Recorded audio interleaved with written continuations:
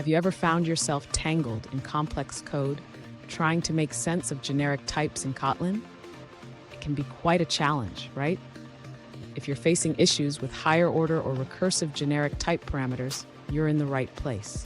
Today, we're diving deep into this topic and exploring how to tackle it effectively. I totally get it. Working with generics can feel like navigating a maze without a map. Many developers struggle with maintaining type safety while trying to implement flexible and reusable code. You're definitely not alone in this.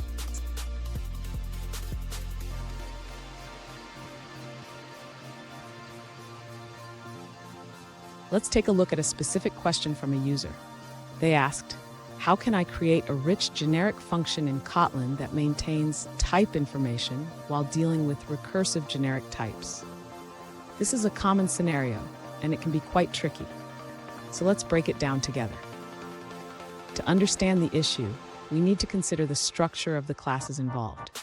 The user provided an example with classes G, A, B, and C, which are all subclasses of G.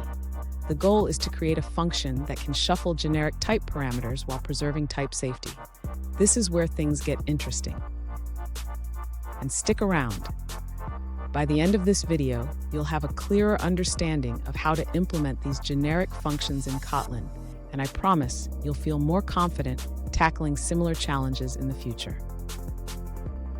To begin addressing the user's question, we need to define a generic function that can handle the recursive generic types. The first step is to create a function that takes a parameter of type C and returns a type C, but with a different generic type parameter. Next, the user should ensure that this function is an extension function of all subclasses of G. This is crucial because it allows the function to maintain the type of the subclass while ensuring that the argument has the correct generic type. Now, let's implement the function body. The user will need to handle the logic that allows the function to return the correct type while preserving the generic type information. Finally, the user can test the function by calling it with instances of B and C. This will help verify that the function behaves as expected and returns the correct type. Fun fact, did you know that Kotlin's type system is designed to be more expressive than Java's? This allows for more flexibility when working with generics, but it can also lead to some complex scenarios like the one we're discussing. Now let's look at the answers provided by other users.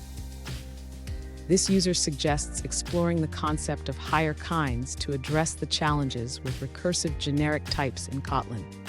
They realized that trying to fit everything into a single nested type constructor was limiting. Instead, they recommend using multiple type parameters, as highlighted in Arrow's documentation on higher kinds. The user explains that a malformed higher kind can lead to issues, such as duplicating the content type within the container type. This can complicate working with partially applied and nested types. Here's a pro tip. When working with generics in Kotlin, always think about how you can leverage type constraints to maintain type safety. This will save you a lot of headaches down the line. And there you have it. By understanding the intricacies of Kotlin's generics, you can create powerful and flexible functions. If you found this video helpful, don't forget to subscribe for more tips and tricks on Kotlin programming.